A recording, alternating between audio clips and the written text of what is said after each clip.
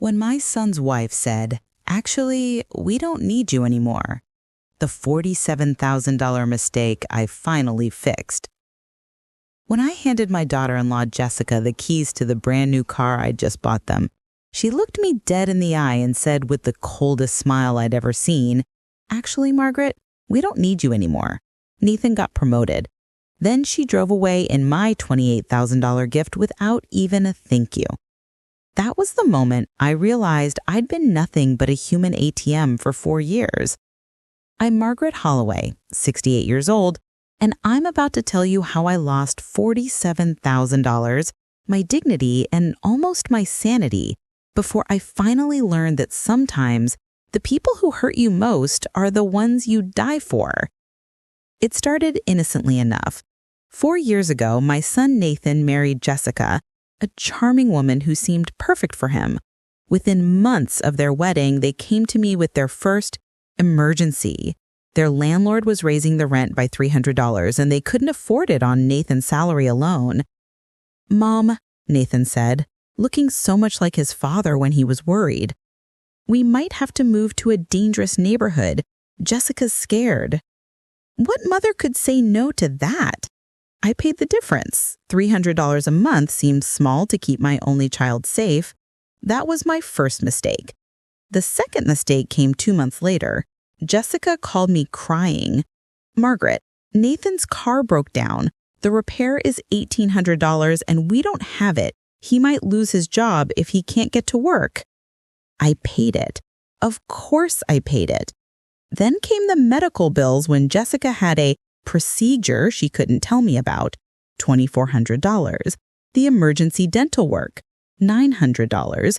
The special training course Nathan needed for work, $3,200. The furniture for the baby's room when Jessica got pregnant, $4,500. Every single time they came to me with tears, with desperation, with promises that this was the last time.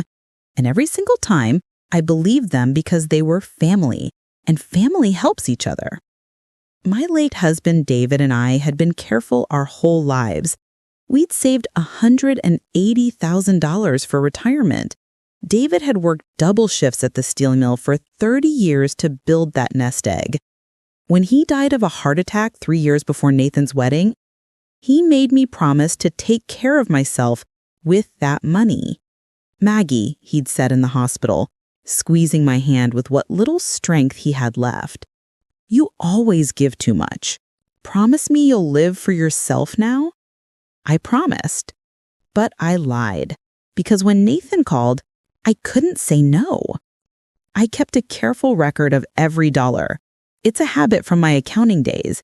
The monthly rent assistance alone over 4 years came to $14,400.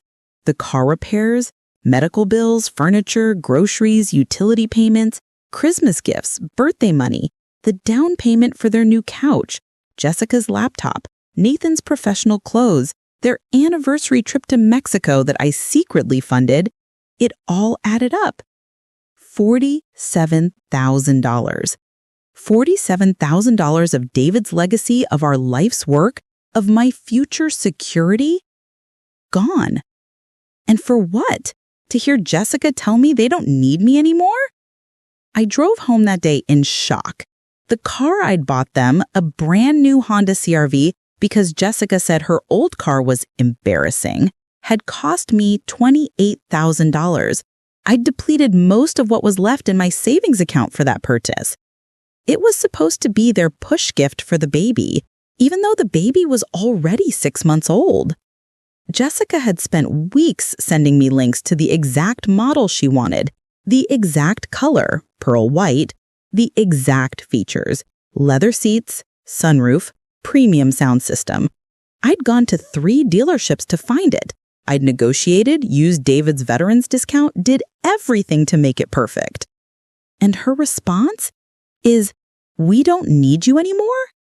I sat in my small living room that evening, surrounded by the furniture I hadn't replaced in 15 years because I was saving money for Nathan's emergencies. My couch had a broken spring, my TV was from 2008, my kitchen table wobbled, but their apartment looked like a Pottery Barn catalog. That's when I noticed the mail I'd picked up earlier. Among the bills was a thick, cream-colored envelope addressed to me in elegant calligraphy. My hands shook as I opened it. It was a wedding invitation. Not just any wedding invitation, an invitation to a vow of renewal ceremony for Nathan and Jessica. You are cordially invited to celebrate the renewal of vows between Nathan James Holloway and Jessica Marie Holloway. Black tie optional. Reception to follow at the Grand Riverside Hotel. The date was 3 weeks away. The Grand Riverside was the most expensive venue in the city. I'd looked at it for my own 40th anniversary party before David got sick, and even their basic package was $15,000. My phone rang. It was Nathan. "Hey, Mom, did you get the invitation?" I couldn't speak for a moment. "Nathan, I just bought you a $28,000 car this morning, and Jessica told me you don't need me anymore." "What?" "Oh, Mom, she didn't mean it like that. She just meant we're financially stable now with my promotion. You know Jessica, she just phrases things wrong sometimes."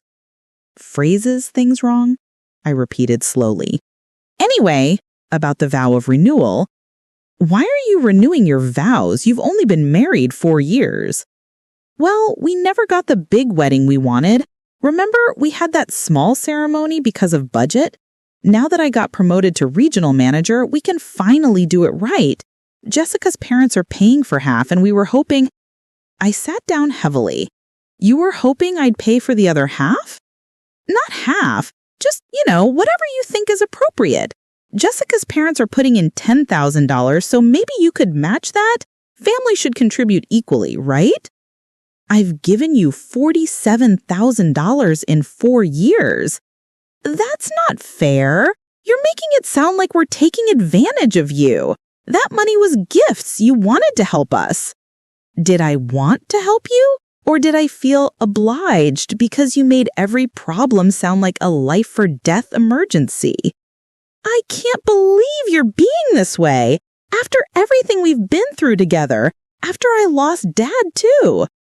The manipulation was so smooth, I almost missed it. He'd learned to weaponize grief.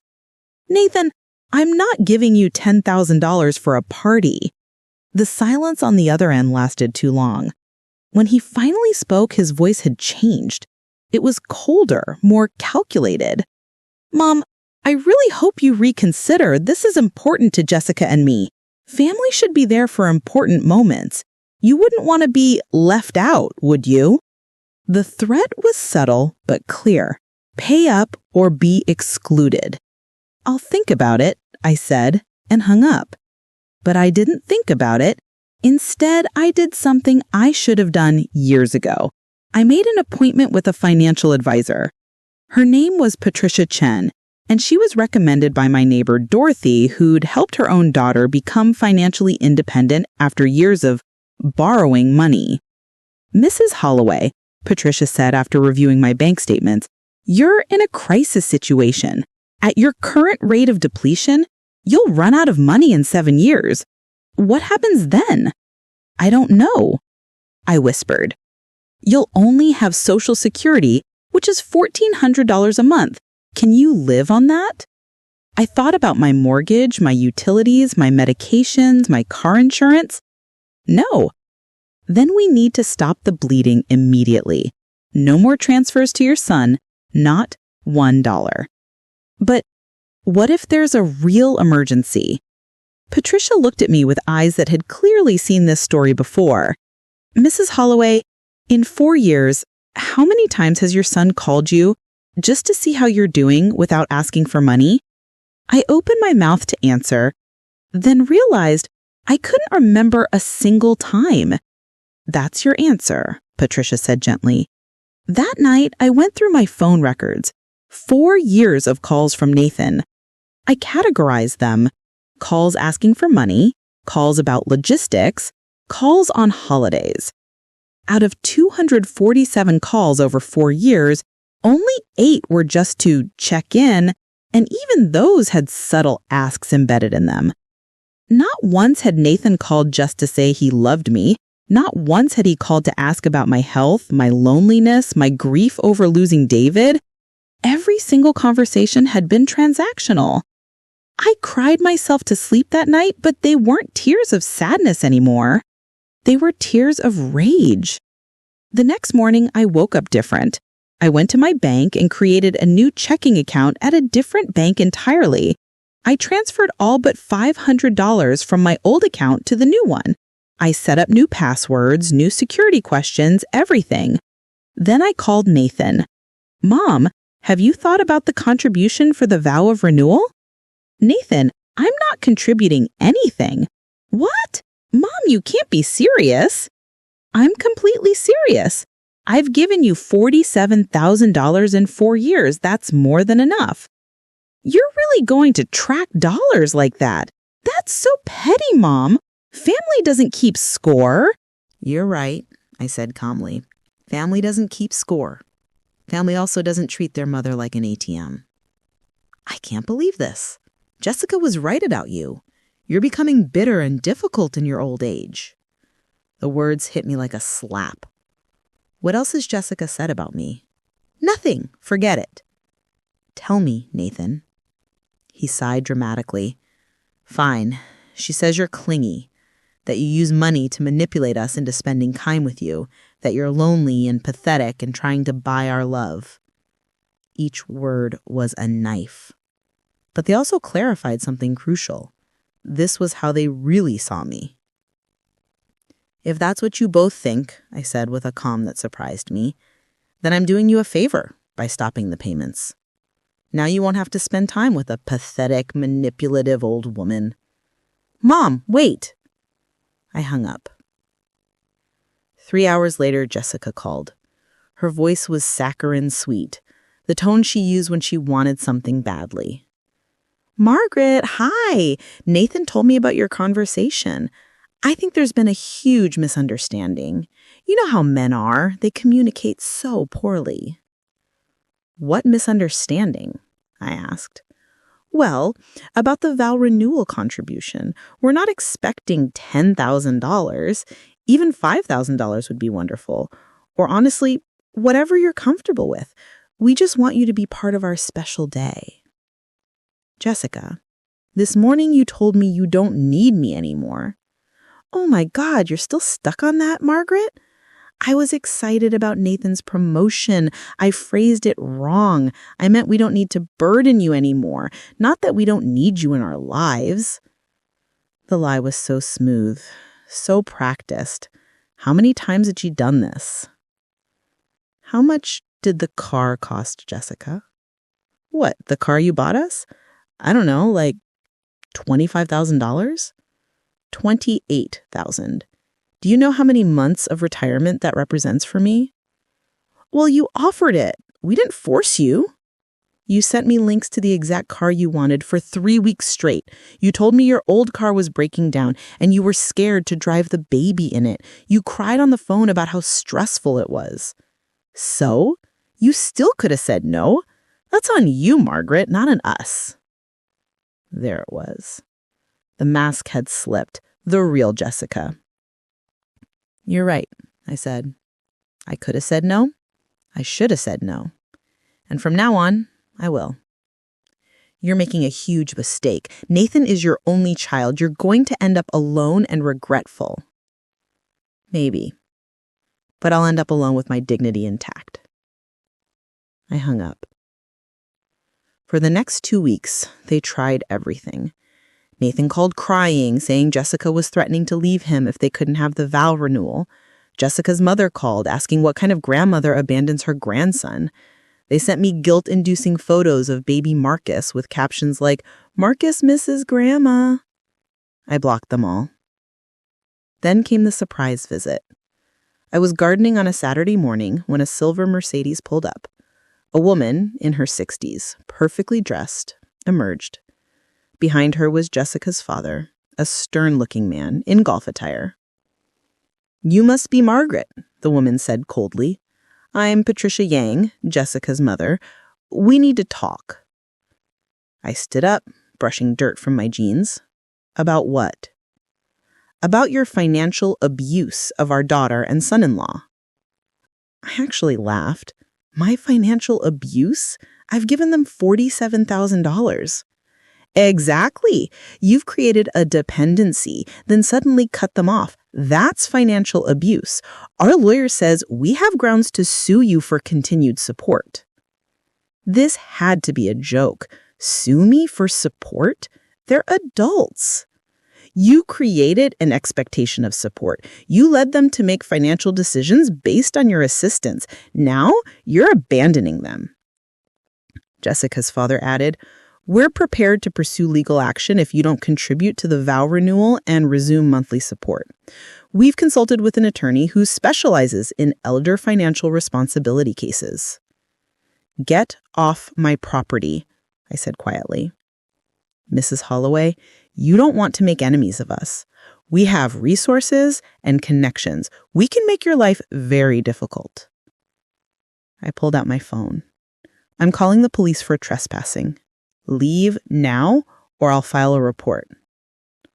They left, but not before Patricia Yang said, "You'll regret this. You're going to die alone, and when you do, Nathan won't even come to your funeral." After they drove away, I sat on my front steps and shook. Not from fear, but from anger.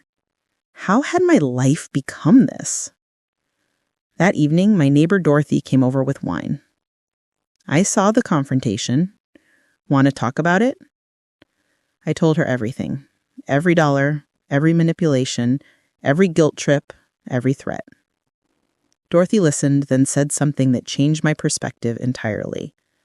"Margaret, you know what your real mistake was? You taught them that your love could be measured in dollars. You taught them that money was the only value you brought to the relationship. You devalued yourself." She was right. Every time there had been a birthday or holiday, I'd given cash instead of time. Every time they'd had a problem, I'd written a check instead of offering actual solutions or boundaries. I'd reduced myself to a checkbook. "What do I do now?" I asked. You reclaim yourself. You remember who Margaret Holloway is beyond being Nathan's mother. You live. The next day, I did something radical. I booked a trip to Italy, something David and I had always planned, but never did because we were saving money. The 3-week trip cost $8,000. Old Margaret would have felt guilty spending that on herself. New Margaret felt liberated. I also did something else. I wrote Nathan a letter. "Dear Nathan, I'm writing this because I need you to understand something I should have explained years ago. When your father died, I lost my partner, my best friend, and my purpose. You became my entire world. In my grief and loneliness, I made a terrible mistake. I tried to make myself indispensable to you through money instead of building a genuine relationship. Every time you called with an emergency, I felt needed. Every time I wrote a check, I felt valuable. I was so desperate for connection with you that I confused financial support with love. But I realized something. Real love doesn't cost $47,000. Real love is shown through time, through genuine interest, through presence. By your measure and mine, our relationship has been transactional, not loving. I don't blame you for taking what I offered. I blame myself for teaching you that my worth was measured in dollar signs. I'm done with that now. Not because I don't love you, but because I love myself enough to want more. I deserve a son who calls me to ask how I'm doing, not what I can do for him. I deserve a daughter-in-law who appreciates me, not one who tells me I'm no longer needed. Most importantly, I deserve to live the years I have left for myself, experiencing the world with the money your father and I worked hard to save. I hope you one day understand. I hope one day we can rebuild a relationship based on genuine love instead of financial obligation. But until then, I need to focus on rediscovering who I am beyond being your ATM. I love you. I always will. But I love myself now too. Mom. I mailed it and felt a weight lift. The vow renewal happened without me. I know because Jessica posted hundreds of photos on social media. The Grand Riverside Hotel looked beautiful. Jessica wore a $3,000 dress. There was an ice sculpture, a live band, and champagne fountains. I was in Florence, eating pasta and drinking wine, having the time of my life. 3 weeks into my trip, I got an emergency call from a number I didn't recognize. It was Nathan. "Mom, thank God! I've been trying to reach you for days." "I'm traveling. What's wrong?" "Everything. Jessica and I are being evicted. The landlord says we're 3 months behind on rent. We need $4,500 immediately or we're out on the street with Marcus." "Nathan, you told me you got promoted to regional manager.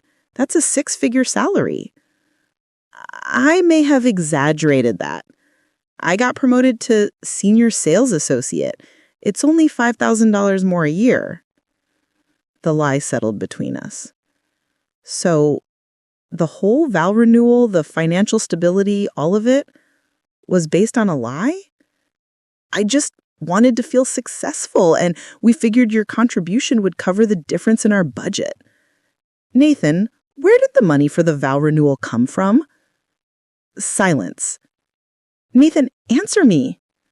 We took out a loan. We figured we'd pay it back with your contribution and gifts from guests, but most guests just gave us cards with nice messages instead of cash, and you didn't contribute anything, so now we're stuck with a $15,000 loan payment, plus the back rent, plus. I hung up. He called back 17 times. I didn't answer. Jessica sent me a text. "I hope you're happy. Your grandson is going to be homeless because of your selfishness." I blocked her number. That night in my hotel room in Rome, I cried. Not for them, but for the years I'd lost. For the version of myself I'd allowed to disappear. For David, who'd begged me to take care of myself and whom I had failed. But I also smiled, because for the first time in 4 years, someone else's emergency wasn't mine. When I returned home from Italy, there was a certified letter waiting. It was from a lawyer representing Nathan and Jessica, demanding $10,000 in financial support obligations. I called Patricia, my financial advisor, who connected me with an attorney named Robert Fitzpatrick. "Mrs. Holloway," Robert said after reviewing the letter, "this is nonsense. Adult children have no legal right to financial support from parents unless specific circumstances exist, which don't apply here. They're trying to intimidate you." "What should I do?"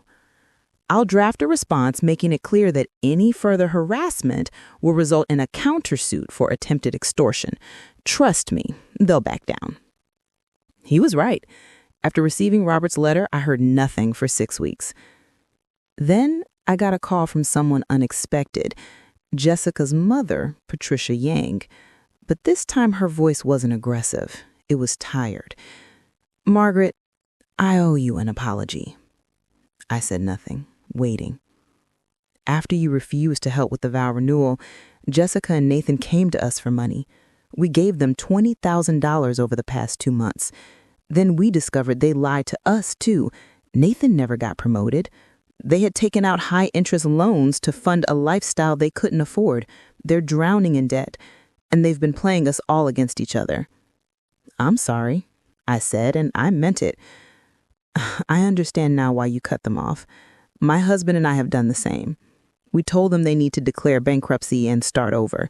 They're moving to a smaller apartment, and Jessica's getting a job. Maybe this'll teach them something." Maybe, though I wasn't hopeful. For what it's worth, you were right. We weren't helping them. We were enabling them.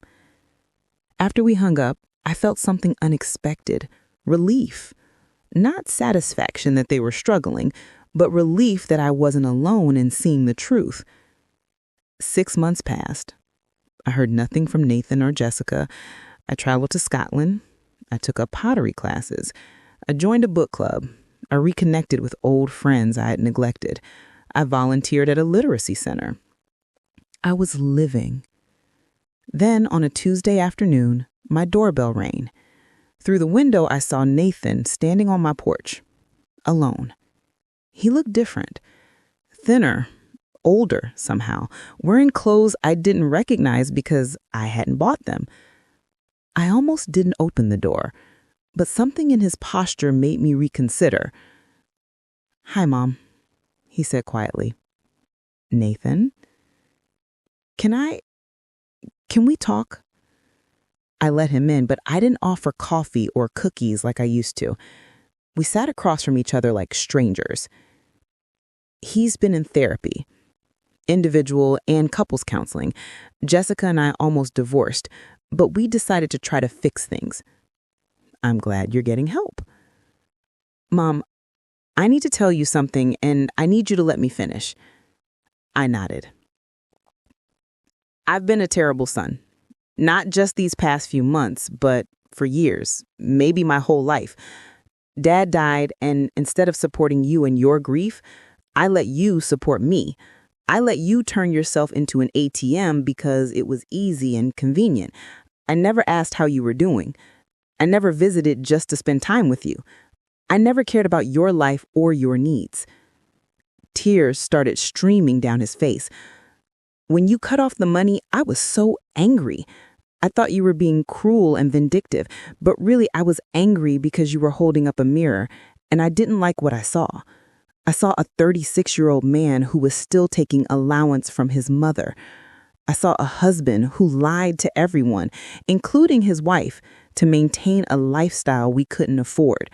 I saw a father who was teaching his son that using people is acceptable." I felt my own tears coming. "I can't pay you back the $47,000. We declared bankruptcy last month. We're starting over with nothing. Jessica's working as a dental assistant. I took a second job doing Uber at night. We're in a 2-bedroom apartment in a rough neighborhood, and every day is a struggle." "Nathan, but you know what?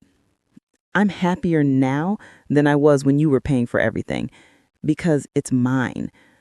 Our struggles are real, but our achievements are real too. Last week, Jessica and I saved enough to buy Marcus a new winter coat, and it felt better than anything you ever bought for us because we earned it." He wiped his face. "Mom, I'm not here to ask for money. I'm here to apologize. I'm here to tell you that you were right to cut us off. I'm here to ask if maybe someday we could start over. Not as a mother and a son who has financial problems, but just as two people who care about each other."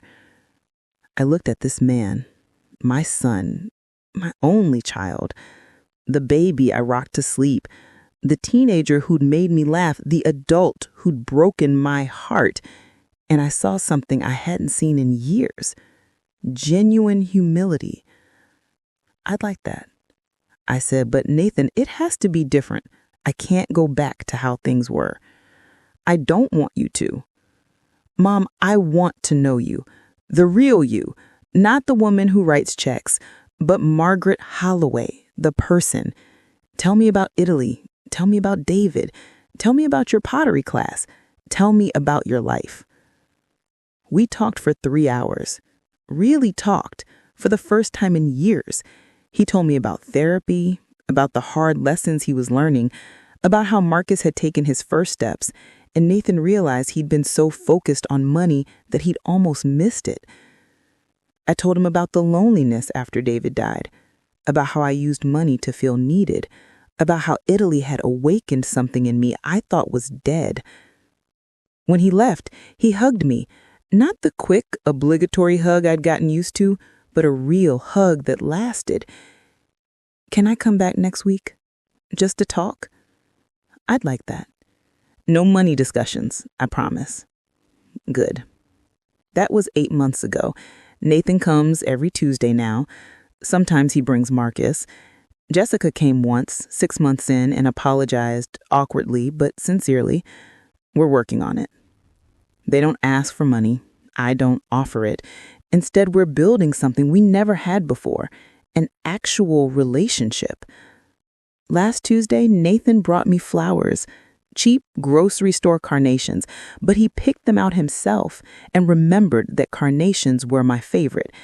It was the most valuable gift he'd ever given me.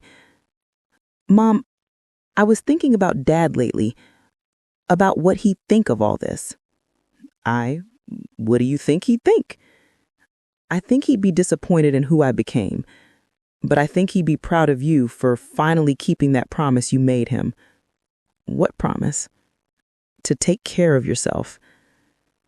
After he left, I went to David's photo on my mantle and whispered, "I'm sorry it took me so long, but I'm doing it now. I'm living." I'm 68 years old. I have $121,000 left in savings. Not as much as I should have, but enough if I'm careful. I have a son who's learning to be better. I have a grandson I'm getting to know. I have friends, hobbies, and dreams. But most importantly, I have myself back.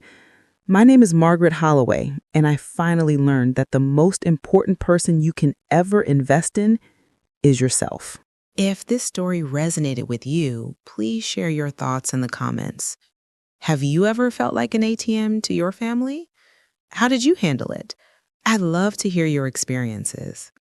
For more stories about family, boundaries, and finding yourself, subscribe to the channel. Remember, you are worth more than your bank account. Until next time, take care of yourself, because if you don't, who will?